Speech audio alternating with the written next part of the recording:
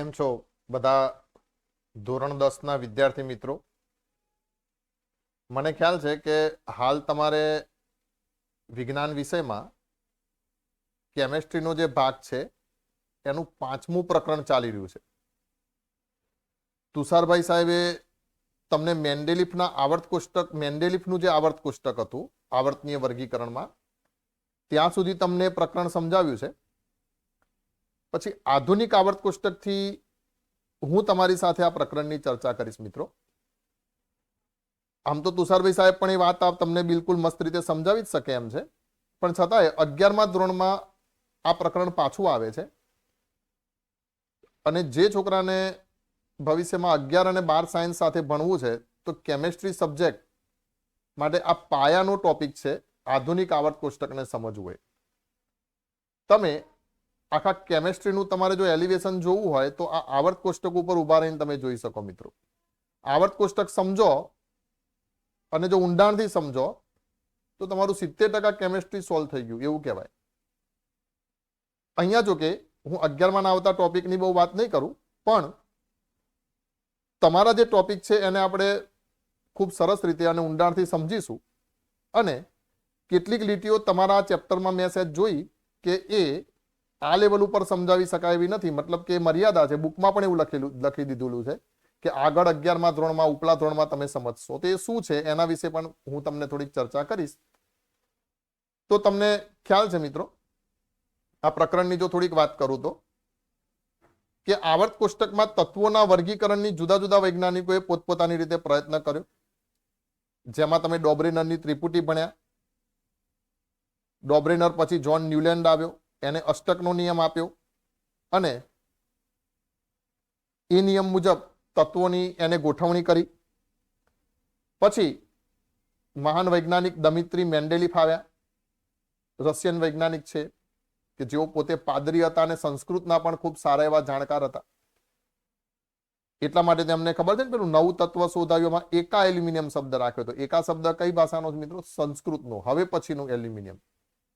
તો એ મેન્ડેલિફે પણ આવર્ત કોષ્ટકના વર્ગીકરણની શરૂઆત કરી અને આવર્ત તત્વો માટે કોઈ ચોક્કસ નિયમ આપનારા વૈજ્ઞાનિક તરીકે મેન્ડેલિફ પ્રથમ હતા, કે જેને એમ કીધું કે તત્વના ગુણધર્મો એ પરમાણ્વીય દળના આવર્તનીય વિધેયો છે. મતલબ પરમાણ્વીય દળ સાથે તત્વના ગુણધર્મો સીધા સંકળાયેલા છે એવું મેન્ડેલિફે કીધું. પણ છતાંય મેન્ડેલિફના આવર્ત કોષ્ટકમાં પરમાણ્વીય દળના ચડતા ક્રમમાં તત્વોને ગોઠવવામાં ગુણધર્મોમાં થોડીક વિસંગતતા આવતી હતી.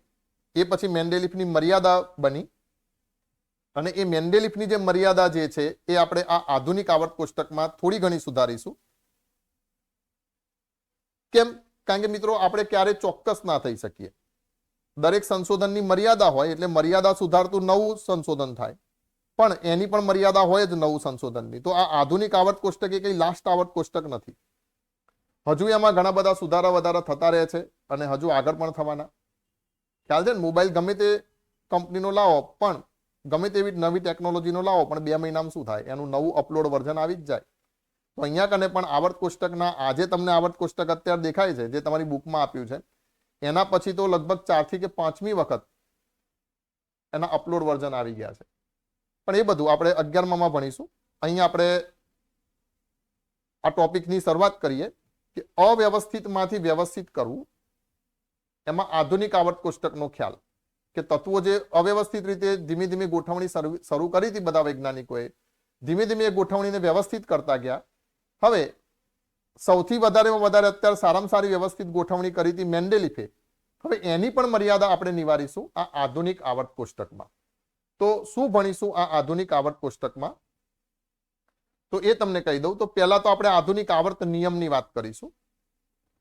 પછી મેન્ડેલિફની જે મર્યાદા હતી, તમને ખ્યાલ છે કે મેન્ડેલિફના આવર્ત કોષ્ટકમાં હાઇડ્રોજનનું સ્થાન ક્યાં રાખવું એ મેન્ડેલિફ નતો નક્કી કરી શક્યો. પછી સમસ્થાનિકો જે છે એનું સ્થાન ક્યાં હશે એ પણ મેન્ડેલિફ નતો નક્કી કરી શક્યો. પછી પરમાણુ દળના વધારામાં અનિયમિતતા જોવા મળતી, તો મેન્ડેલિફને એક ખબર નથી પડતી કે પરમાણુ દળના વધારામાં કોઈ ચોક્કસ ક્રમ જોવા નથી મળતો. જેમ કે હું તમને એમ કહી દઉં કે અહીંયા હું કેટલાક તત્વો લખું છું. હાઇડ્રોજન, હિલિયમ, લિથિયમ, બેરિલિયમ, તો તમે એનો પરમાણુ ક્રમાંક જોશો તો ચોક્કસ રીતે વધતો આવે છે. જેમ કે એમ કહી દઉં, તમને ખ્યાલ છે કે હાઇડ્રોજનનો પરમાણુ ક્રમાંક કેટલો? 1, 2, 3, 4. તો જો આ પરમાણુ ક્રમાંક ચોક્કસ રીતે વધ્યો, પણ પરમાણુ દળાંક મિત્રો, તો હાઇડ્રોજનનો તો 1, પણ હિલિયમનો પાછો સીધો કૂદકો મારીને કેટલો થઈ ગયો? 4. લિથિયમનો પાછો કૂદકો મારીને કેટલો થઈ ગયો? 3 માંથી ડાયરેક્ટ. આ 4 માંથી પાછો કેટલો થઈ ગયો? 7. બેરિલિયમનો કેટલો થયો? 8. તો તમે જોઈ શકો છો કે જે નિયમિતતા અહીંયા પરમાણુ ક્રમાંકમાં દેખાય છે એ નિયમિતતા તત્વના પરમાણુ દળાંકમાં નથી દેખાતી. તો સ્વાભાવિક છે મેન્ડેલિફને પ્રશ્ન થાય કે એક તત્વ શોધાયું હાઇડ્રોજન, તો એનો પરમાણુ દળાંક 1 નીકળ્યો. હિલિયમ શોધાયું, એનું પરમાણુ દળ 4 નીકળ્યું. તો સ્વાભાવિક છે 2 અને 3 વાળા કોઈ હશે કે નહીં હોય? એવો એને સ્વાભાવિક છે, એવો એને મેન્ડેલિફને પ્રશ્ન થાય જ. તો મેન્ડેલિફને આ પરમાણુ દળના વધારામાં જે અનિયમિતતા હતી એટલે પ્રશ્ન થતા કે આ બંને તત્વો જે છે કે જેના પરમાણુ દળમાં વચ્ચે ક્રમમાં ઘણી બધી ગેપિંગ જોવા મળે છે, તો ત્યાં કને કોઈ તત્વો હશે કે નહીં હોય? તો એ મેન્ડેલિફનો મોટો પ્રશ્ન હતો જે એ સોલ્વ કરી નતો શક્યો. અને એનું કારણ છે મિત્રો, એ જે આધુનિક વિજ્ઞાનની શરૂઆતથી એના પહેલની વાત હતી. મેન્ડેલિફ દરમિયાન જે બધા વૈજ્ઞાનિકો હતા, મેન્ડેલિફ અને એના પછી પણ બધા ડાલ્ટન ને બધા વૈજ્ઞાનિકો થયા, ત્યાં સુધી મિત્રો જે પરમાણુ જે છે, તત્વનો નાનામાં નાનો કણ પરમાણુ, એ અવિભાજ્ય ગણાતો. એનું વિભાજન થશે નહીં એવું બધા કહેતા. પછી આ તો આધુનિક યુગમાં ખબર પડી કે તત્વનો પરમાણુ પણ વિભાજન થઈ શકે છે. એમાં પણ ઇલેક્ટ્રોન હોય છે, પ્રોટોન હોય છે, ન્યુટ્રોન હોય છે, એવા બધા ઘણા બધા કણો હોય છે. હાલ તો તમને ખ્યાલ નહીં હોય, ઇલેક્ટ્રોન, પ્રોટોન, ન્યુટ્રોન ઉપરાંત બીજા આવા 100 જેટલા કણો શોધાઈ ગયા છે, જેમાંથી હું કેટલાકના નામ બોલું: ચાય MASON, kappa MASON, MASON, ગ્રેવિટોન, પ્રોજીટોન, photon. બરાબર, આવા ઘણા બધા કણો છે કે જે પરમાણુની અંદર આવેલા છે. તો એ આધુનિક વિજ્ઞાનની એ વખતે શરૂઆતથી નથી, એટલા માટે કેટલાક ખ્યાલો આવ્યા નતા. જેમ કે આ એક ખ્યાલ છે સમસ્થાનિકોનો ખ્યાલ. સમસ્થાનિકો પછી શોધાયા, કારણ કે સમસ્થાનિકો આપણે કોને કહીએ છીએ? જેનો પરમાણુ ક્રમાંક સમાન હોય પણ પરમાણુ દળાંક જુદો જુદો હોય, અને આપણે શું કહીએ છીએ? સમસ્થાનિકો. ખ્યાલ છે ને? તો પણ મેન્ડેલિફના વખતમાં પરમાણુ ક્રમાંકનો કોઈ કન્સેપ્ટ જ નહોતો, કારણ કે એ વખતે ઇલેક્ટ્રોન, પ્રોટોન એ બધાની શોધ જ નથી થઈ. તો સ્વાભાવિક છે મેન્ડેલિફને આ બધી મર્યાદાઓ નડવાની હતી મિત્રો. પણ આ બધી મર્યાદાનું નિરાકરણ જે છે એ કોને કરી દીધું? આધુનિક આવર્ત નિયમથી એનું નિરાકરણ થઈ ગયું મિત્રો. તો તમે ક્રમાનુસાર એક એક વૈજ્ઞાનિકોને તમે ભણ્યા છો, જેમ કે ડોબ્રેનર, પછી ન્યુલેન્ડ, પછી મેન્ડેલિફ. તો પછી આ જે આધુનિક આવર્ત નિયમ આપનાર જે વૈજ્ઞાનિક છે એનું નામ છે હેનરી મોસેલ. તમારી બુકમાં કદાચ ઉચ્ચારણ મોસલે કે જે પણ હોય, પણ આપણે આવી રીતે ઉચ્ચારણ કરીશું કે હેનરી મોસેલ. એને એવું કીધું કે તત્વના ગુણધર્મો જે છે એ પરમાણુ દળ સાથે તો સંબંધિત છે જ, પણ એના કરતા વધારે એ પરમાણુ ક્રમાંક સાથે વધુ નજીકનો સંબંધ ધરાવે છે. એટલે જો આપણે પરમાણુ દળાંકની જગ્યાએ પરમાણુ ક્રમાંકના આધારે આવર્ત કોષ્ટક રચીએ તો ખૂબ જ સરળતાથી કહે છે કે આપણે તત્વોના ગુણધર્મો સમજી શકીશું.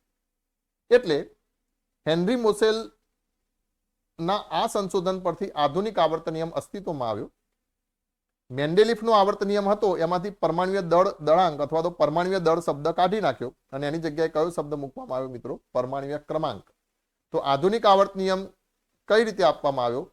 તો એવું કીધું એને કે તત્વોના ગુણધર્મો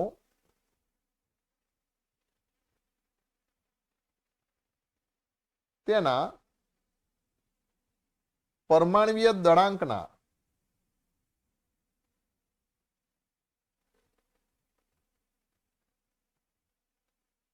આવર્તનીય વિધેયો છે,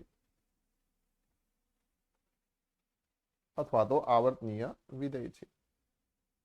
મતલબ સિમ્પલ ભાષામાં તત્વોના ગુણધર્મો એ કોના ઉપર આધાર રાખે છે? સોરી, દળાંક તો કોનામાં હતું? મેન્ડેલિફમાં. પણ આને દળાંક શબ્દ કાઢી નાખ્યો અને કયો શબ્દ મૂકી દીધો? પરમાણુય ક્રમાંક શબ્દ મૂકી દીધો. તો પરમાણુય ક્રમાંકના આવર્તનીય વિધેય છે.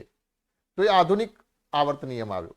મતલબ મેન્ડેલિફ એના આવર્ત કોષ્ટકમાં શું કરતો હતો, તો પરમાણુ દળાંકના ચડતા ક્રમમાં એ તત્વને ગોઠવતો. જ્યાં સુધી ગુણધર્મોનું પુનરાવર્તન નથી થતું ત્યાં સુધી એ દળના ચડતા ક્રમમાં તત્વોને આડા ગોઠવતો, અને જેવું ગુણધર્મોનું પુનરાવર્તન થઈ જાય કે તરત જ એ ક્યાં મૂકી દીધો, એ પરમાણુ દળાંક વાળા તત્વોના ગુણધર્મોનું પુનરાવર્તન થાય તો પછી એને એ સમૂહમાં ગોઠવી નાખતો. આવું મેન્ડેલિફ કરતો. પણ એવું કરવામાં એને હાઇડ્રોજનનું સ્થાન એમાં વિસંગતતા જોવા મળી, સમસ્થાનિકોના સ્થાનમાં વિસંગતતા જોવા મળી. મતલબ હું એમ કહી દઉં કે હાઇડ્રોજનના 3 સમસ્થાનિકો છે, તમે જાણો છો, એક હાઇડ્રોજન, પછી બીજો ડ્યુટેરિયમ અને ત્રીજો ટ્રિટિયમ. બરાબર, હાઇડ્રોજનને મિત્રો પ્રોટિયમ પણ કહેવાય. તો આ જે 3 સમસ્થાનિકો છે, તો આ ત્રણેયને ક્યાં મૂકવા? તો આધુનિક આવર્ત કોષ્ટકમાં શું કરવામાં આવ્યું કે પરમાણુ દળાંકને આપણે જોવું નથી. ભલે હાઇડ્રોજનનો પરમાણુ દળાંક 1, એના સમસ્થાનિક ડ્યુટેરિયમનો 2 અને ટ્રિટિયમનો 3 છે, તો મેન્ડેલિફના આવર્ત કોષ્ટકમાં તો એ જુદી જુદી જગ્યાએ આવે. પણ આધુનિક આવર્ત કોષ્ટકમાં એ બધા એક જ સ્થાને મુકાશે કે જ્યાં હાઇડ્રોજન હશે. એટલા માટે એને શું શબ્દ આપ્યો છે મિત્રો? સમસ્થાનિકો. મતલબ જેનું સ્થાન એક જ છે, સ્થાન બદલાતું નથી, એવા તત્વો એટલે શું કહી દઈશું? સમસ્થાનિકો. શાબ્દિક અર્થ. બાકી વ્યાખ્યા તો તમને ખ્યાલ છે, અગાઉના પ્રકરણમાં તમે ભણ્યા હશો કે પરમાણુ ક્રમાંક સરખો હોય અને પરમાણુ દળાંક જુદો જુદો હોય તેવા જે ઘટકો છે એમને શું કહેવાય, અથવા એવા જે પરમાણુઓ છે એમને શું કહેવાય? એકબીજાના સમસ્થાનિકો કહેવાય. બીજી રીતે શું કહી શકીએ? તો પ્રોટોનની સંખ્યા સરખી હોય પરંતુ ન્યુટ્રોનની સંખ્યા જુદી જુદી હોય એવા તત્વોને પણ એકબીજાના શું કહેશું મિત્રો? સમસ્થાનિકો કહેશું. તો આપણા આ આધુનિક આવર્ત કોષ્ટકમાં હાઇડ્રોજનને અહીંયા મૂક્યો તો કોઈ એમ પૂછે કે ડ્યુટેરિયમ ક્યાં છે? તો આ જ જગ્યાએ છે. કોઈ એમ પૂછે ટ્રિટિયમ ક્યાં છે? તો આ જ જગ્યાએ છે. એ જ રીતે કાર્બનના 3 સમસ્થાનિકો મળે છે મિત્રો. કાર્બનના પણ તમને ખ્યાલ છે કાર્બનના સમસ્થાનિકો કયા કયા છે? તો એક મળે છે C612, એક મળે છે C613 અને એક મળે છે C614. મતલબ પરમાણુ ક્રમાંક 666 પણ પરમાણુ દળાંક કેવા? જુદા જુદા. ન્યુટ્રોનની સંખ્યા તો 12 માંથી 6 બાદ કરો તો આની અંદર મળે છે 6, 13 માંથી 6 બાદ કરો તો આની અંદર મળે છે 7 અને 14 માંથી 6 બાદ કરો તો આની અંદર મળે છે 8. તો પ્રોટોનની સંખ્યા સરખી પણ ન્યુટ્રોનની સંખ્યા જુદી જુદી. તો આ બધા સમસ્થાનિકોનું સ્થાન કયું? તો આ જ જગ્યાએ. બરાબર. તો સમસ્થાનિકોની વ્યાખ્યા આપણે ભલે ક્રમાંક અને દળાંકના આધારે આપીએ છીએ પણ એનો શબ્દાર્થ શું થયો? સમસ્થાનિક. આવર્ત કોષ્ટકમાં જેના સ્થાન કેવા છે? સમાન છે. બધા કાર્બન અહીંયા કને જશે. અને બીજું, સમસ્થાનિકોના પરમાણુ દળાંક જુદા છે. મેન્ડેલિફ એમ કહેતો હતો કે પરમાણુ દળાંકના આધારે રાસાયણિક ગુણધર્મો સંકળાયેલા છે, પણ જો અહીંયા પરમાણુ દળાંક જુદા જુદા છે છતાં પણ બધા જ સમસ્થાનિકના રાસાયણિક ગુણધર્મો કેવા હોય છે મિત્રો? સરખા હોય છે. તો એ પણ મેન્ડેલિફની મર્યાદા હતી. બરાબર. તો આવર્ત કોષ્ટક પરમાણુ ક્રમાંકના આધારે આપણે રચી લીધું. તો ત્યાં કને એક તો હાઇડ્રોજનનો પરમાણુ ક્રમાંક 1 છે, હિલિયમનો 2 છે, એમ ક્રમાનુસાર એના સ્થાનની પણ પ્રોબ્લેમ સોલ્વ થઈ ગયો, જે મેન્ડેલિફની મર્યાદા હતી. બીજું, સમસ્થાનિકોનું સ્થાન ક્યાં મૂકવું? તો એની જગ્યાએ મૂકવું, કારણ કે પરમાણુ ક્રમાંક સરખા એટલે એને ભલે દળ જુદા જુદા હોય તોય ત્યાં મૂકી દો, તો એ પ્રોબ્લેમ સોલ્વ થઈ ગયો. અને પેલા આ કણોના ક્રમમાં અનિયમિતતા આવતી હતી, પરમાણુ દળમાં અનિયમિતતા આવતી હતી ઉપર, એ પણ હવે પરમાણુ ક્રમાંકમાં ક્યાંય અનિયમિતતા નથી. જો 1 2 3 4 5 6 7 8 9 10 લાઇનસર છે ને પરમાણુ ક્રમાંક. તો એ 3 મર્યાદાનું આ એક જ આધુનિક આવર્ત નિયમ, અને આ નિયમના આધારે જે આવર્ત કોષ્ટકની રચના કરી એનાથી આ 3 મર્યાદાનું એક અર્થમાં સમાધાન થઈ ગયું. બરાબર. હવે આ જે આવર્ત કોષ્ટક છે એને આપણે થોડુંક નિરીક્ષણ કરીએ મિત્રો. તો આવર્ત કોષ્ટકમાં જે આવી આડી લાઈનો જે છે, જે હું આ પ્રમાણે બતાવું છું, આ જે આડી લાઈન જે છે એને શું કહેશું મિત્રો? આપણે આવર્ત કહેશું. તો તમે જોઈ શકો છો કે આવર્ત કેટલા છે આવર્ત કોષ્ટકમાં? તો 1 2 3 4 5 6 અને 7. આ આડી લાઈનો બધી આવર્ત, અને જે ઊભી લાઈન જે છે એને આપણે શું કહેશું? સમૂહ. અને આવર્ત કોષ્ટકમાં સમૂહ કેટલા છે? તો 1 2 3 4 એમ કરીને કેટલા? કુલ 18 સમૂહ છે. તો ઊભા સમૂહ, આડા આવર્ત, યાદ રાખશો, આડા આવર્ત, ઊભા સમૂહ. સમૂહ માટે કોલમ શબ્દ છે, ફેમિલી શબ્દ છે, ગ્રુપ શબ્દ છે, બરાબર. આટલા શબ્દો વપરાશે. જો સમૂહને બીજું શું કહેશું? કોલમ, શું કહેશું? સ્તંભ, પછી શું કહેશું? ગ્રુપ. આ ગ્રુપ, આ ગુજરાતી લખવામાં લોચા ઘણા હશે. કોલમ, સ્તંભ, પછી ગ્રુપ, ફેમિલી. આ બધા શબ્દો તમે વાપરે સાંભળો તો સમજવાને કોના માટે વાત કરે છે? આ સમૂહ માટે વાત કરે છે. એ જ રીતે આવર્ત જે છે એને બીજું હાર અથવા આવી રીતે 7 આવર્ત અને 18 સમૂહ આવર્ત કોષ્ટકમાં હશે. બીજું અહીંયા જે કલર કોડ આપેલા છે, મતલબ જે આ ધાતુઓ જે છે એ આ કલરથી આપણને દેખાશે. જે લીલો કલર જે છે એ બધી અહીંયા જે બતાવી છે એ શું છે? ધાતુ છે. પીળા કલરની જે છે એ અધાતુ છે. અને જે આ પર્પલ કે ગુલાબી કલર જેવા કલરથી બતાવી છે એ બધી શું છે? અર્ધ ધાતુ છે, જે આવી ઝિગઝેગ વાંકી ચૂકી લાઈનની આસપાસ છે. જેમ કે આવર્ત કોષ્ટકમાં જો આ ઝિગઝેગ વાંકી ચૂકી લાઈનની આજુબાજુ આ જે દેખાય છે, મતલબ boron, silicon, germanium, arsenic, antimony, tellurium, polonium, આ બધી જે છે એ શેમાં આવશે? મેટલોઇડ અથવા તો અર્ધધાતુની અંદર એ આવશે. જ્યારે પીળા કલરમાં અહીંયા એકલું હાઇડ્રોજન દેખાશે. બાકી પી વિભાગમાં તમને, સોરી વિભાગ તો તમે 11માં ભણશો, પણ આ બધી જગ્યાએ તમે જુઓ ત્યાં તમને જે દેખાશે એ બધા તત્વો કેવા છે મિત્રો? અધાતુ તત્વો છે. બરાબર. તો અહીંયા આ કલર કોડ આપેલો છે. અને અહીંયા બે વિશેષ શ્રેણી છે, લેન્થેનોઇડ શ્રેણી અને ઓક્ટેનોઇડ શ્રેણી, જે આવર્ત કોષ્ટકમાં નીચે મૂકી દીધેલી છે. બરાબર. અહીંયા 58 આ બધા જે બતાડ્યા છે ઉપર, એ શું બતાડે છે? પરમાણુ ક્રમાંક બતાડે છે. અને અહીંયા જે નાના અક્ષરે બતાવ્યા છે 1.0 અને પછી આ 4.0, એ બધા જે બતાડ્યા છે શું બતાડે છે? પરમાણુ દળાંક બતાડ્યા છે મિત્રો. તો આવી રીતે આવર્ત કોષ્ટક અહીંયા કને રચ્યું છે. તમને એમ થશે કે આ નીચે કેમ મૂકી દીધા? તો એ તમે 11મા ધોરણમાં સમજશો.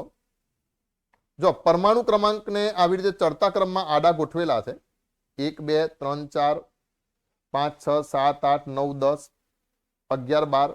પણ અહીંથી તમે જુઓ આ ચોથો આવર્ત છે, ત્યાં કને છે એક સળંગ પરમાણુ ક્રમાંક જાય છે.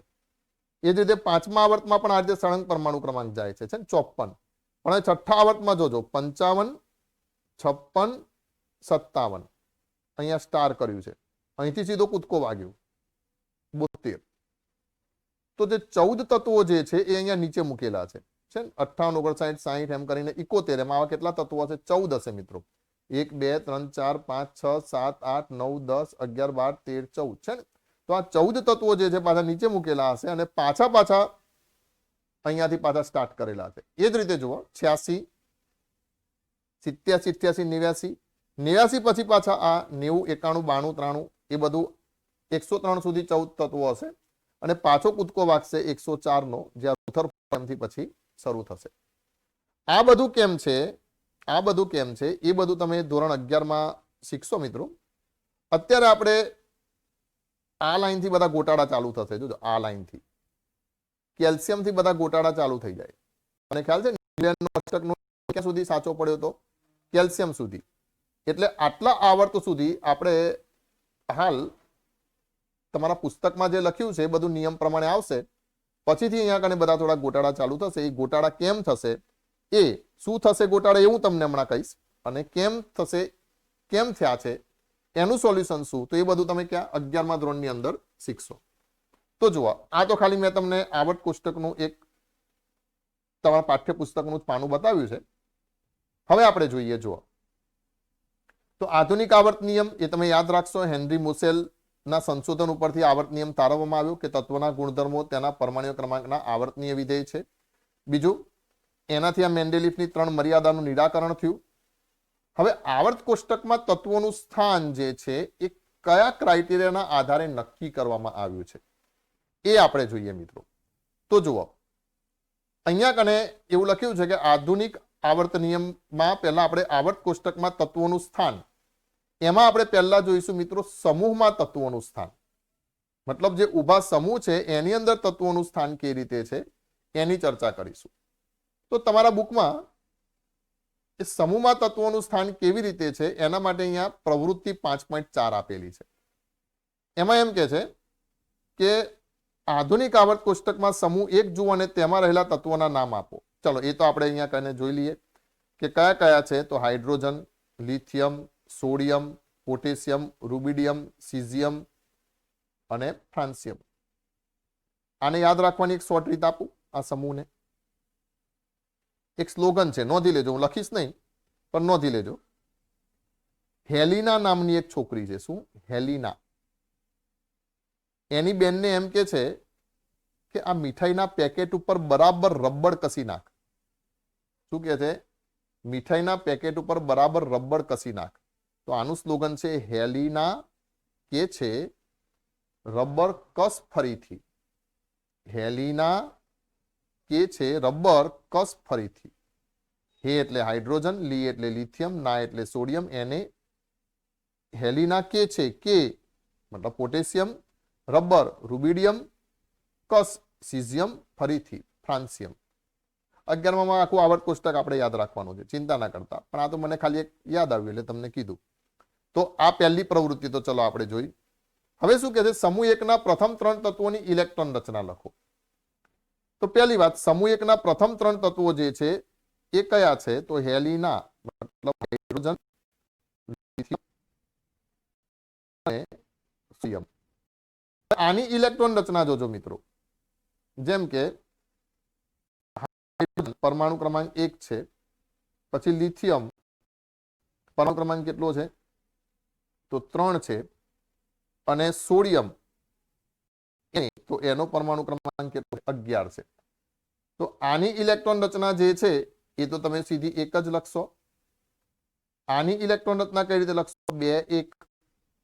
એ ખબર છે ને તમને, પેલું 2 8 8 વાળું. પછી આની ઇલેક્ટ્રોન રચના કઈ રીતે લખશો? તો પહેલી કક્ષામાં 2, બીજી કક્ષામાં 8 અને ત્રીજી કક્ષામાં 1. મતલબ જેમ કે આ ન્યુક્લિયસ છે, તો અહીંયા આ પહેલી કક્ષા જે છે એ પહેલી કક્ષામાં કેટલા પહેલી કક્ષા છે, અહીંયા 2 કક્ષા સુધી મારે જવું પડશે. અને અહીંયા મિત્રો સોડિયમની અંદર 1 2 અને કેટલી 3 કક્ષા સુધી મારે જવું પડશે. બરાબર. મતલબ હું એમ કહી દઉં કે હાઇડ્રોજનનો 1 ઇલેક્ટ્રોન છે પહેલી કક્ષામાં, મતલબ n બરાબર 1. પછી અહીંયા લિથિયમના અહીંયા 2 ઇલેક્ટ્રોન હશે, અને આ n બરાબર 2 માં લિથિયમ 1 ઇલેક્ટ્રોન હશે. અહીંયા સોડિયમના કેટલા ઇલેક્ટ્રોન હશે? 2. બીજી કક્ષા છે, ત્યાં કને સોડિયમના કેટલા ઇલેક્ટ્રોન હશે? 8. અહીંયા પાછા કેટલા ઇલેક્ટ્રોન હશે? 1. તો અહીંયા આપણે માત્ર n બરાબર 1 સુધી જ ગયા. n એટલે સ્મોલ n, એ તમને ખ્યાલ છે કક્ષા. આવું ખ્યાલ છે ને? આવું કદાચ તમારા આગલા ચેપ્ટરમાં આવતું હશે. n બરાબર કક્ષાનો ક્રમ કેટલો? તો 1 2 3 4 5, અને એના ઉપરથી તમે સેલ ની રચના કરો. જેમ કે કોષ n બરાબર એટલે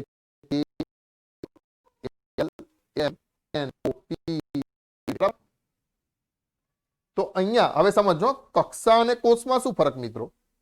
તમે આવું તો ભણ્યા આગલા ચેપ્ટરમાં ક્યાંક હશે તમારે. તો સમજો કક્ષા એ 2 ડાયમેન્શન છે, મતલબ બંગડી જેવી, આ રીતે વર્તુળાકાર. પણ કક્ષક જે છે આખો ગોલક છે, ગોળો દડો હોય એના જેવી. જેમ કે આ બંગડીને હવે હું 3 ડાયમેન્શનમાં કલ્પું, ત્રિપરિમાણમાં, તો આ જે થશે એ આખો દડો થઈ જશે. તો કક્ષાને સંલગ્ન એક આખો ગોળો કલ્પીશું, દડો કલ્પીશ, એને એક કોષ કહેવાય અથવા સેલ કહેવાય. જે પહેલી કક્ષાને સંલગ્ન કે, બીજીને એલ, અને પાંચમીને શું કહીએ છીએ? પાંચમી કક્ષાને સંલગ્ન સેલને શું કહીએ છીએ? ઓ. હજી પણ આગળ આવી શકે. તો કારણ કે પરમાણુ કઈ 2 ડાયમેન્શનમાં તો હોવાનું નથી, દ્વિપરિમાણમાં તો એ તો 3D જ હોવાનો ને, એ આખો ગોળો છે.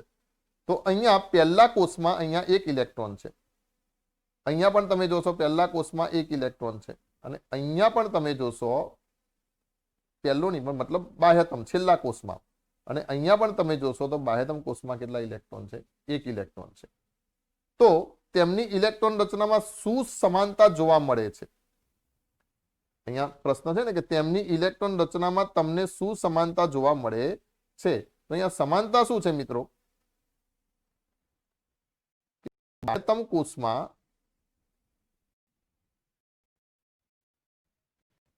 અથવા તો સંયોજક કોષમાં શું આવેલું છે? સમાન ઇલેક્ટ્રોન આવેલા છે, સમાન સંખ્યામાં. બરાબર. આ ત્રણ તત્વોમાં કેટલા સંયોજકતા ઇલેક્ટ્રોન હાજર છે? તો ત્રણેયમાં કેટલા સંયોજકતા ઇલેક્ટ્રોન હાજર છે? એક. ખ્યાલ છે ને? બહારની કક્ષામાં જે ઇલેક્ટ્રોન હોય એને શું કહેશું મિત્રો? સંયોજકતા ઇલેક્ટ્રોન કહેશું. એટલે કેટલા ઇલેક્ટ્રોન હાજર છે? એક. ચલો હવે જોજો, ધ્યાન રાખજો. મતલબ આપણને તારણ શું મળ્યું? જો તત્વો એક જ સમૂહમાં આવેલા હશે, જો તત્વો એક જ સમૂહમાં આવેલા હશે તો તેની સંયોજકતા કોષમાં અથવા તો તેની છેલ્લી કોષમાં અથવા તો બાહ્યતમ કોષમાં સમાન સંખ્યામાં ઇલેક્ટ્રોન હશે. અને એ હું તમને એક શોર્ટ રીત આપું.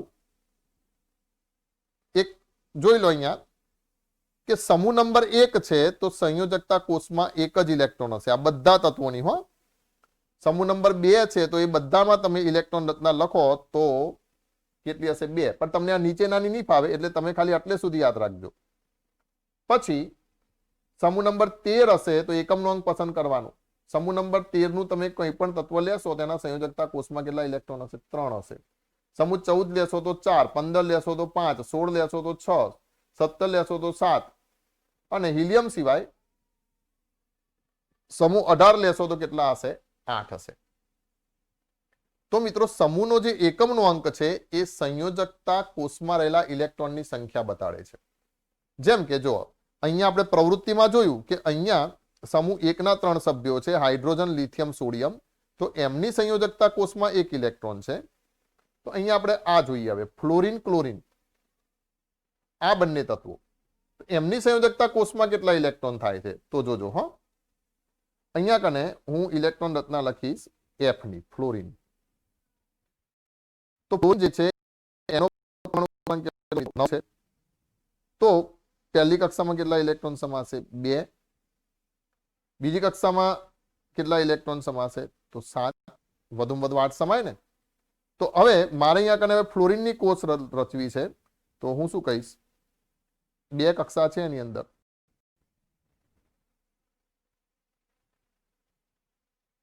એક પહેલી કક્ષા અને એ જ રીતે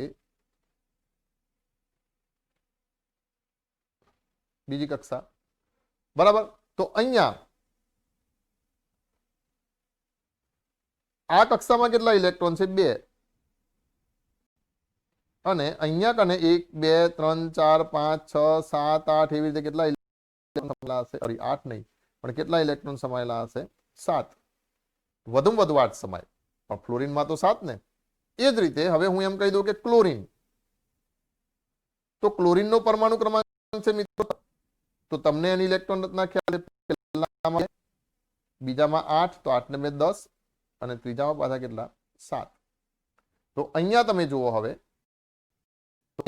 જે પહેલી કક્ષા છે તો કરી દઉં, આમાં કેટલા ઇલેક્ટ્રોન સમાયા હશે? 2 ઇલેક્ટ્રોન. પછી અહીંથી માન લો કે આ બીજી કક્ષા હશે, એમાં કેટલા ઇલેક્ટ્રોન હશે? 8 ઇલેક્ટ્રોન. બીજી કક્ષા હશે એમાં કેટલા ઇલેક્ટ્રોન હશે મિત્રો? 7 ઇલેક્ટ્રોન. અહીંયા બાહ્યતમ કોષ કયો છે? તો n બરાબર 2. મતલબ n બરાબર 2 માટે કયો કોષ કહી દેશું? L કોષ કહી દેશું. અને જોશું તો L કોષમાં કેટલા ઇલેક્ટ્રોન છે. જ્યારે અહીંયા n બરાબર 3, ત્રીજી કક્ષા થઈ ને, એટલે એના માટે કોષ કયો હશે? M કોષ હશે. અને M કોષની અંદર પણ તમે ઇલેક્ટ્રોન જોઈ લો સોરી છેલ્લા L કોષ એની અંદર કેટલા ઇલેક્ટ્રોન છે? તો અહીંયા કને પણ તમે ઇલેક્ટ્રોન જોશો તો કેટલા થશે? 7. તો આ બધાથી તારણ શું નીકળે આ પ્રવૃત્તિ કરવાથી? તો એક જ વસ્તુ તમારે હવે યાદ રાખવાની છે કે સમૂહમાં તત્વોનું સ્થાન કેવી રીતે છે? તો સંયોજકતા કક્ષામાં સમાન ઇલેક્ટ્રોન ધરાવતા તત્વોને એક જ સમૂહમાં સ્થાન આપવામાં આવેલ છે. હવે તમારી જે ચોપડીમાં છે એ પણ એને થોડુંક વધારે મસ્ત રીતે તમે ખાસ યાદ રાખી લેજો. સમૂહમાં ઇલેક્ટ્રોન રચના માટે તમે એક આ વસ્તુ ખાસ યાદ રાખી લેજો.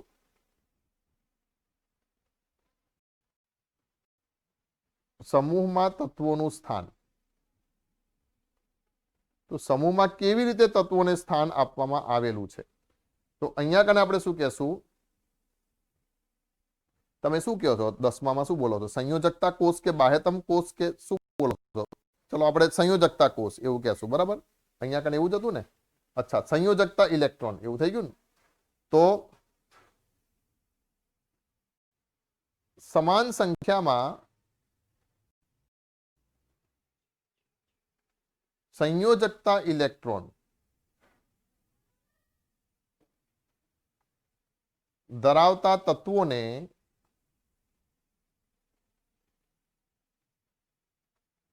એક જ સમૂહમાં મૂકવામાં આવે છે.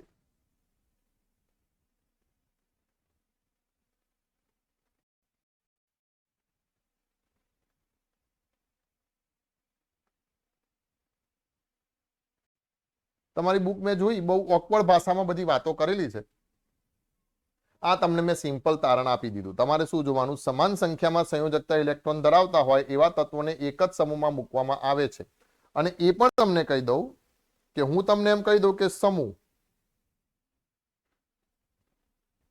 હવે આપણે જોઈ લઈએ કે જેમ કે સમૂહ નંબર 1, 2, પછી કૂદકો મારી દેશું સીધો 13 ઉપર, વચ્ચેનું તમે 11મા ધોરણમાં શીખશો. 14, 15, 16, 17 અને 18. તો તમારે ખાસ યાદ રાખવાનું છે કે આ બધાની અંદર જે સંયોજકતા ઇલેક્ટ્રોન હશે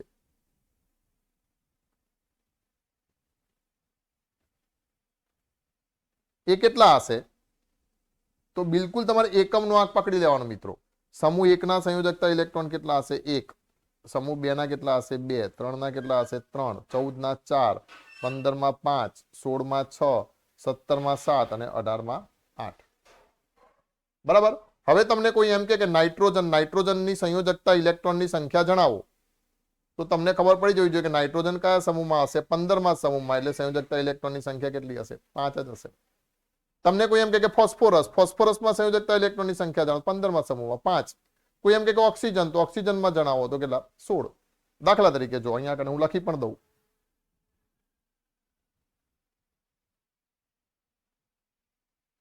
હાઇડ્રોજન, લિથિયમ સરખા જ હશે, 3 લખી દઉં. ચલો, સોડિયમ.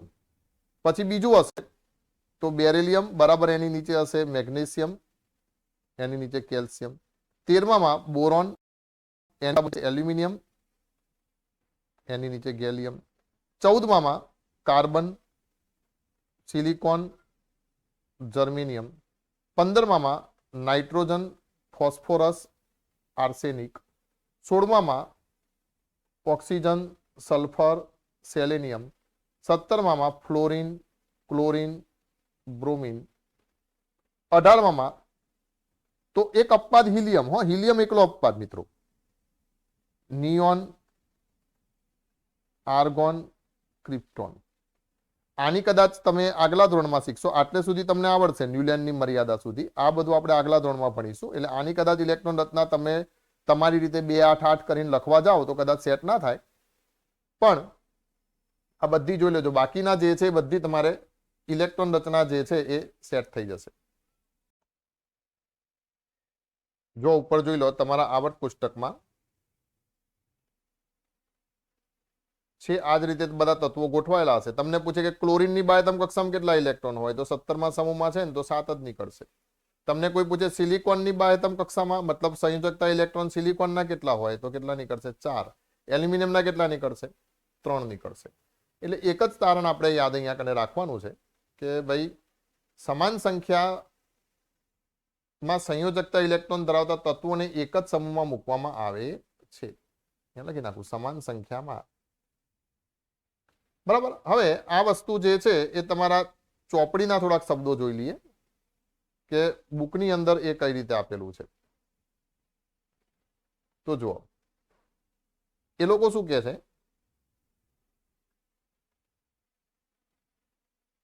તમે જોશો કે આ તમામ તત્વોની સંયોજકતા ઇલેક્ટ્રોન સમાન સંખ્યા ધરાવે છે. થઈ વાત. તેવી જ રીતે તમે જોશો કે કોઈ એક જ સમૂહમાં રહેલા તત્વના સંયોજકતા ઇલેક્ટ્રોનની સંખ્યા સમાન હોય છે.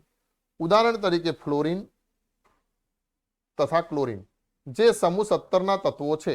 જોયું ને આપણે, ફ્લોરિન અને ક્લોરિન સમૂહ 17 ના તત્વો છે. અને ફ્લોરિન અને ક્લોરિન, આ વાત મેં કોની કરી હતી? આ ક્લોરિનની. બરાબર. તો ફ્લોરિન અને ક્લોરિન, આ ક્લોરિનના બતાવ્યા પણ આખી કક્ષા નથી દોરી, આમ સહેજ બતાવીશ તમને. તો એમાં તમને બાહ્યતમ કક્ષામાં કેટલા ઇલેક્ટ્રોન? 7 ઇલેક્ટ્રોન જોવા મળે છે. ની બાહ્યતમ કક્ષામાં કેટલા ઇલેક્ટ્રોન છે? તો આપણે જવાબ આપ્યો કેટલા છે? 7. તેથી આપણે કહી શકીએ કે આધુનિક આવર્ત કોષ્ટકમાં રહેલા સમૂહ બાહ્યતમ કક્ષાની સમાન ઇલેક્ટ્રોનીય રચના દર્શાવે છે. એ જ વાત બીજી રીતે શું કહી શકાય કે આપણે સમૂહમાં ઉપરથી નીચે તરફ જઈએ તો કક્ષાની સંખ્યા વધતી જાય છે. આ વસ્તુ ચેક કરીએ તો જો ફ્લોરિનમાં કક્ષાની સંખ્યા કેટલી હતી? 2. ક્લોરિનમાં કક્ષાની સંખ્યા કેટલી થઈ ગઈ? 3.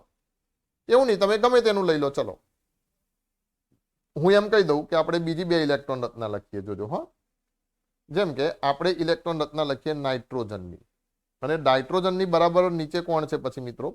ફોસ્ફોરસ. તો નાઇટ્રોજનનો પરમાણુ ક્રમાંક કેટલો છે? 7. અને ફોસ્ફોરસનો કેટલો છે? 15. તો હવે આની ઇલેક્ટ્રોન રચના કેટલી થશે? તો 2 અને 5. આની ઇલેક્ટ્રોન રચના કેટલી થશે? તો 2 8, 8 ને 2 10 થયા, અને પછી 10 ને 5 15, એટલે કેટલા થઈ જશે? 5. તો હવે તમે સમજી જ ગયા છો કે ભાઈ આ કેન્દ્ર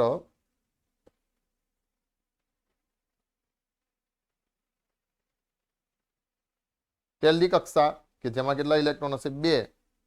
અને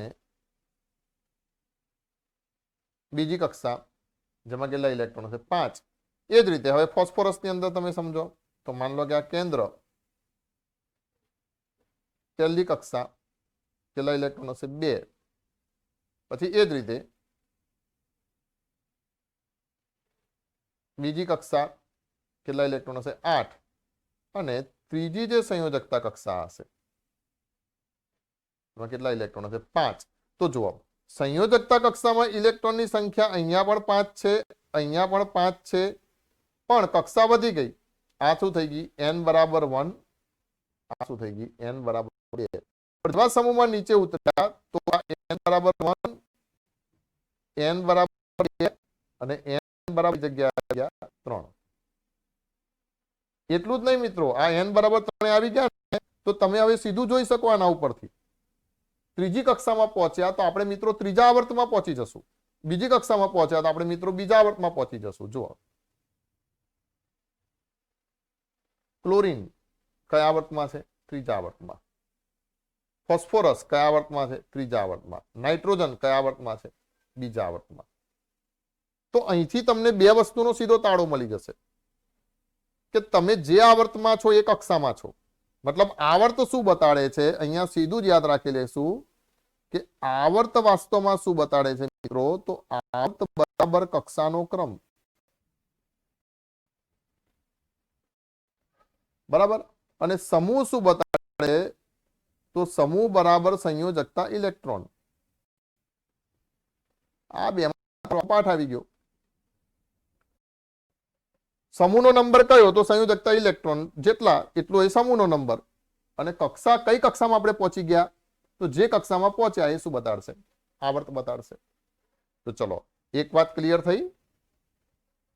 સમૂહમાં ઇલેક્ટ્રોન રચના અથવા તો સમૂહમાં તત્વોનું સ્થાન આપણે જોયું. આધુનિક આવર્ત કોષ્ટકમાં આપણે તત્વોનું સ્થાન ચર્ચીશું, એમાં સમૂહમાં તત્વોનું સ્થાન. હવે બીજા નંબરમાં આપણે જોઈશું મિત્રો આવર્તમાં તત્વોનું સ્થાન.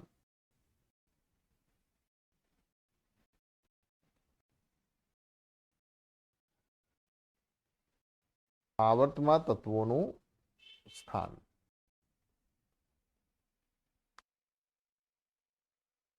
તો જુઓ, આવર્તમાં તત્વોનું સ્થાન નક્કી કરવા માટે તમારે પુસ્તકમાં આ પ્રવૃત્તિ આપેલી છે। આધુનિક આવર્ત પુસ્તક જોશો તો ખ્યાલ આવશે કે LIBE BCNFO અને એની બીજા આવર્તના તત્વો છે। Li મતલબ lithium, beryllium, boron, carbon, nitrogen, oxygen, fluorine અને નિયોન બીજા આવર્તના તત્વો છે। તેમની ઇલેક્ટ્રોન રચના લખો। તો આપણે લખીએ બીજા આવર્તના તત્વોની ઇલેક્ટ્રોન રચના। જોજો હા, લિથિયમ, બેરિલિયમ, બોરોન, પછી એ જ રીતે કાર્બન, નાઇટ્રોજન, ઓક્સિજન, ફ્લોરિન,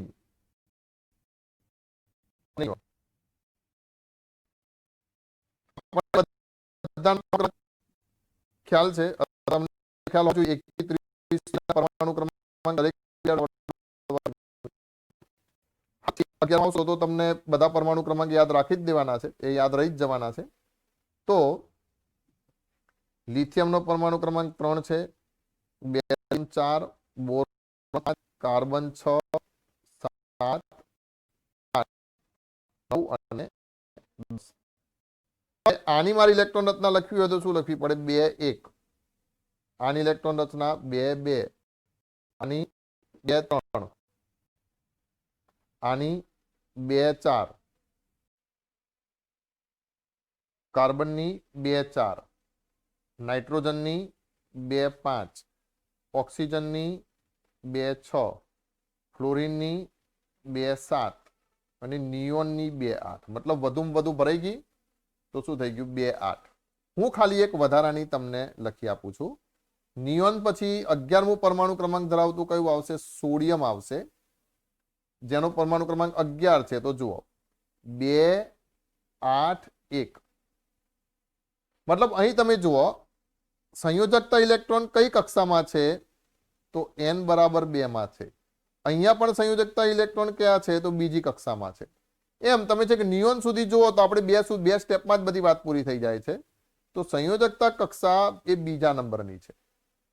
જ્યારે સોડિયમમાં તમે જેવા ઘૂસ્યા કે સંયોજકતા કક્ષા કયા નંબરની ચાલુ થઈ ગઈ? ત્રીજા નંબરની ચાલુ થઈ ગઈ।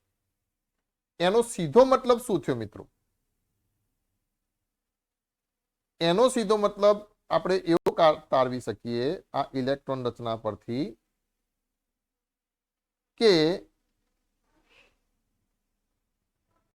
સમાન સંયોજકતા કક્ષા ધરાવતા હોય એ બધા તત્વો એક જ આવર્તમાં મૂકવામાં આવશે। અને જેવી સંયોજકતા કક્ષા બદલાઈ જશે કે આવર્ત બદલાઈ જશે, એટલે શું કહેશું? અથવા એને સાદી ભાષામાં લખીએ, ચલો ને એવું જ લખી નાખીએ। સમાન સંયોજકતા કક્ષા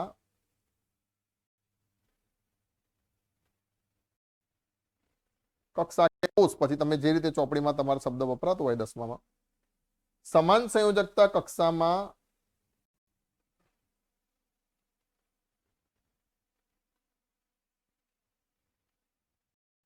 ધરાવતા બધા જ તત્વો એક જ આવર્તમાં હોય છે।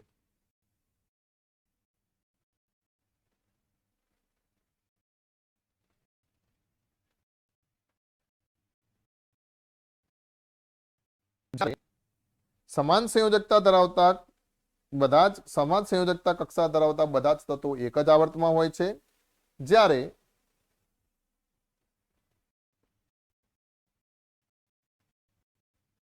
કક્ષાનો ક્રમ બદલાય ત્યારે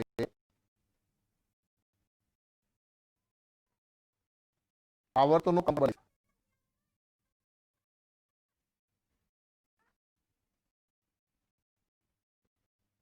ખબર પડી? મતલબ અહીંયા હું તમને એમ કહી દઉં કે પહેલા આવર્તમાં તત્વો છે તો આ તત્વોના ઇલેક્ટ્રોન પહેલી જ કક્ષામાં સેટ થઈ જતા હશે। જો પહેલી કક્ષામાં 2 ઇલેક્ટ્રોન સમાય ને તો 1 અને 1 2। હવે બીજી કક્ષામાં કેટલા ઇલેક્ટ્રોન સમાય? તો 8। 8 સમાય. તો જો લિથિયમ થી શરૂ કરીને 1 2 3 4 5 6 7 8 ખબર પડી. તો બીજી કક્ષામાં 8 ઇલેક્ટ્રોન સમાશે. પછી જેવો તમે અહીંયા કને 10 પછી આપણે જેવો આ 11મો કર્યો કે કક્ષા બદલાઈ ગઈ. તો કક્ષાનો ક્રમ એ શું બતાડે છે? આવર્તનો ક્રમ બતાડે છે. બરાબર. એટલે મેઇન વાત જે છે, આખા આવર્ત કોષ્ટક અથવા તમારા આખા પ્રકરણનું તારણ મેં તમને એક જ શબ્દમાં કહી દીધું તત્વોની ગોઠવણીનું. કક્ષાનો ક્રમ શું છે? તો વાસ્તવમાં આવર્ત છે. અને સંયોજકતા ઇલેક્ટ્રોનની જે સંખ્યા છે વાસ્તવમાં શું છે? સમૂહ છે. સીધી વાત થઈ ગઈ. ફરીથી કક્ષાનો ક્રમ છે શું છે? આવર્ત છે. અને સંયોજકતા ઇલેક્ટ્રોન જે છે એ સમૂહ છે. પણ મિત્રો હાલ પૂરતું આમ આ આખા આવર્ત કોષ્ટક માટે વાત સાચી છે, આખા આવર્ત કોષ્ટક માટે વાત સાચી છે, પણ એ તમે હાલ ક્યાં સુધી સમજી શકશો? તો આ બહુ કરો તો આ કેલ્શિયમ સુધી સમજી શકશો. આમ તો જો કે આ ત્રીજા આવર્ત સુધી તમે આ વસ્તુ સમજી શકશો. એનાથી નીચે જે છે એ સમજવા માટે તમારે ધોરણ 11માં એડમિશન લેવું પડશે, એ ભણવું પડશે. એનો પણ ત્રીજો પાઠ આ જ છે, જે તમારે આ પાઠનું નામ છે, પણ એ તમે થોડુંક એની અંદર ડિટેલમાં ભણશો. આ જ તમારા પ્રકરણો જે છે એ ધોરણ 11માં આવવાના છે મિત્રો. જેમ કે તમારું એક પ્રકરણ છે પરમાણુ. તો પરમાણુનું બંધારણ જે છે એ પાછું તમે 11મા ધોરણમાં પણ ભણશો. પણ અહીંયા પરમાણુના બંધારણમાં તમે કક્ષા સુધી જ ભણ્યા છો. એમાં આધુનિક પરમાણુ નમૂનામાં આપણે છે કે આગળ સુધી ભણીશું, ત્યારે તમને આ બધી વસ્તુ ખબર પડશે કે આ નીચેનાને કેવી રીતે પછી સેટ કરેલા છે. એટલે હાલ પૂરતી ચિંતા અહીંયા આવી રાખો. પણ મેં જે આ નિયમ કીધો એ આખા આવર્ત કોષ્ટક માટે સાચો છે. બરાબર. એ થોડીક જે વિસંગતતા જે છે એ તમારે અહીંયા કને આ તમારી ચોપડીના શબ્દોમાં પહેલા તમને આ બધી વાતો બતાવી દઉં, અને પછી એ વિસંગતતા જે છે એની આપણે વાત કરીએ, જે તમારી ચોપડીમાં લખેલું જ છે. તો જુઓ, આવર્તમાં ઇલેક્ટ્રોન રચના લખી, મેં તમને તારણ કહી દીધું. આ તમારા બુકના શબ્દો. તમે જોશો કે બીજા આવર્તના તત્વો સમાન સંખ્યામાં સંયોજકતા ઇલેક્ટ્રોન ધરાવતા નથી, પરંતુ તેઓ સમાન સંખ્યામાં કક્ષાઓ ધરાવે છે. થઈ ગઈ વાત. સંયોજકતા ઇલેક્ટ્રોન સમાન સંખ્યામાં નથી. 1 2 3 4 5 6 7 8 સંયોજકતા ઇલેક્ટ્રોન બધા જુદા જુદા. પણ જ્યાં સુધી 8 નથી થતા પૂરા, ત્યાં સુધી કક્ષા તો બદલાતી નથી. એટલે આ બધાની કક્ષા કેવી છે મિત્રો? સમાન છે. તો શું કહે છે? પણ સમાન સંખ્યામાં કક્ષાઓ ધરાવે છે. આવર્તમાં ડાબીથી જમણી તરફ જતા પરમાણ્વીય ક્રમાંકમાં 1 એકમનો વધારો થાય તો સંયોજકતા કક્ષાના ઇલેક્ટ્રોનમાં પણ 1 એકમનો વધારો થાય છે. તો જોયું, ડાબીથી જમણી તરફ કોણ આવે છે? તો લિથિયમ, તો 1, બેરિલિયમ, તો બીજો એક વધ્યો, બોરોન, તો હજી એક વધ્યો. તો આવર્તમાં જેમ જેમ ડાબીથી જમણી તરફ પરમાણ્વીય ક્રમાંકમાં વધારો થાય છે, એમ સંયોજકતા ઇલેક્ટ્રોનમાં જોવા 1 2 3 4 એમ ક્રમશઃ વધારો થાય છે. પરમાણ્વીય ક્રમાંકમાં 1 એકમનો વધારો થાય છે, તો સંયોજકતા કક્ષાના ઇલેક્ટ્રોનમાં પણ 1 એકમનો વધારો થાય છે. એ જ વાતને આપણે બીજી રીતે કેમ કહી શકીએ કે સમાન સંખ્યામાં ભરાયેલી કક્ષાઓ ધરાવતા જુદા જુદા તત્વોના પરમાણુઓ એક જ આવર્તમાં મૂકવામાં આવેલા છે. બરાબર. મેં તમને સાદી ભાષામાં કીધું. અહીંયા આગળ એવું લખ્યું છે, સમાન સંખ્યામાં ભરાયેલી કક્ષાઓ ધરાવતા જુદા જુદા તત્વોના પરમાણુ એક જ આવર્તમાં મૂકવામાં આવેલા છે. મેં તમને સિમ્પલી શું કીધું? સમાન સંયોજકતા કક્ષા હોય, મતલબ બાહ્યતમ કક્ષાનો નંબર સમાન હોય, એ બધા તત્વો એક જ આવર્તમાં મૂકવામાં આવેલા છે. એવું જ તમે ત્રીજા આવર્તમાં પણ જોઈ શકશો. Na, Mg, Al, Si, ત્રીજા રહેલા છે. તેથી આ તત્વના પરમાણુના ઇલેક્ટ્રોન Kl અને કયા કોષમાં ભરાશે? M કોષમાં ભરાશે. બરાબર. અહીંયા કયા કોષમાં ભરાયા? તો માત્ર K અને L એમ કોષમાં ભરાયા. પણ તમે અહીંથી કોઈનું પણ લઈ લો, જેમ કે સિલિકોન, 14, 2 8 10 ને 14. એ જ રીતે ચલો ગમે તે લઈ લો, આમ જેમ કે ક્લોરીન કેટલો છે? 17. તો 2 8 7 કોષ થયો. મતલબ આ પહેલી કક્ષાના બીજી કક્ષાના કોષ થઈને વાત. તો આ કયા કોષમાં ભરાશે? M કોષમાં ભરાયેલા છે. આ તત્વની ઇલેક્ટ્રોન રચના લખો અને ઉપરોક્ત વિધાનની ચકાસણી કરો. કરી દીધું. દરેક આવર્તની નવી ભરાયેલી ઇલેક્ટ્રોન કક્ષા દર્શાવે છે. દરેક આવર્ત શું બતાડે છે? નવી ભરાયેલી ઇલેક્ટ્રોનની કક્ષા દર્શાવે છે. મતલબ આપણું પેલું વાક્ય, કક્ષા મતલબ આવર્ત. કક્ષાનો જે નંબર છે એ આવર્તનો નંબર બનશે અને આવર્તની જે કક્ષાની અંદર સંયોજકતા કક્ષાની અંદર જે સંયોજકતા ઇલેક્ટ્રોન છે એ સમૂહનો નંબર બનશે. સીધી શોર્ટ વાત. હવે અહીંયા જુઓ શું કહે છે કે પહેલા, બીજા અને ત્રીજા, ચોથા આવર્તમાં કેટલા તત્વો હશે. બરાબર. હવે અહીંયા કને મેં એમ કહી દીધું, જોજો હો, મેં તમને એમ કીધું, આ થોડુંક લોજિકલી સમજજો. કક્ષા બરાબર શું છે? બરાબર. આ તમે હવે યાદ રાખો છો. આખા આવર્ત કોષ્ટક માટે સાચું છે, પણ તમારા ધોરણમાં આ પૂરતું સેટ નહીં થાય. હવે તમે એ જાણો છો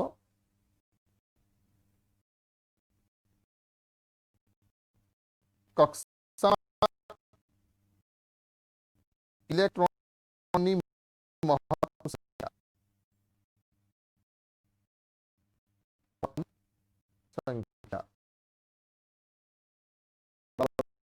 થાય 2n સ્ક્વેર.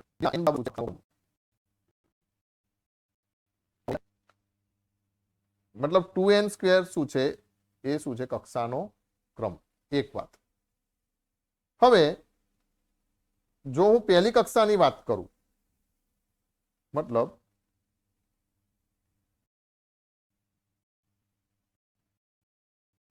પહેલી કક્ષા, તો 2 2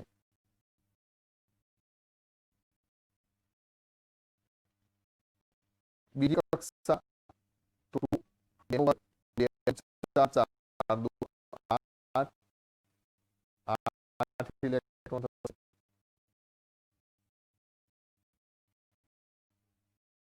ત્રીજી કક્ષા તો 2 4 ઇલેક્ટ્રોન અને ચોથી કક્ષા તો 2 મેક્સિમમ તો 2 8 18 અને 32 એવી રીતે આવે છે. પણ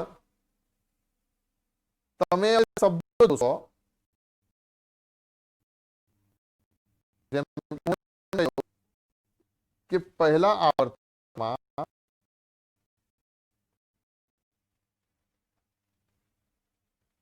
આવર્તના એ જ રીતે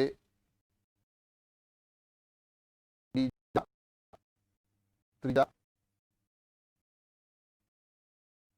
અને ચોથા આવર્તના સભ્યો. બરાબર.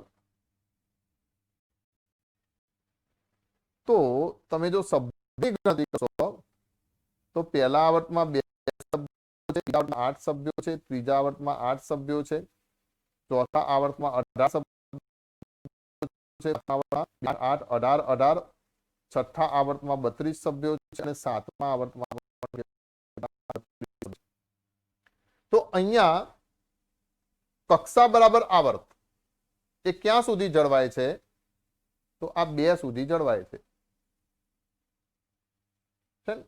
જેમ કે પહેલા આવર્તમાં 2 ઇલેક્ટ્રોન તો 2, પહેલી કક્ષામાં 2 ઇલેક્ટ્રોન તો સભ્યો પણ 2, બીજી કક્ષામાં 8 ઇલેક્ટ્રોન તો સભ્યો પણ 8, ત્રીજી કક્ષામાં તો 18 ઇલેક્ટ્રોન સમાય છે, પણ આવર્ત કોષ્ટકમાં સભ્યો કેટલા છે? 8 છે.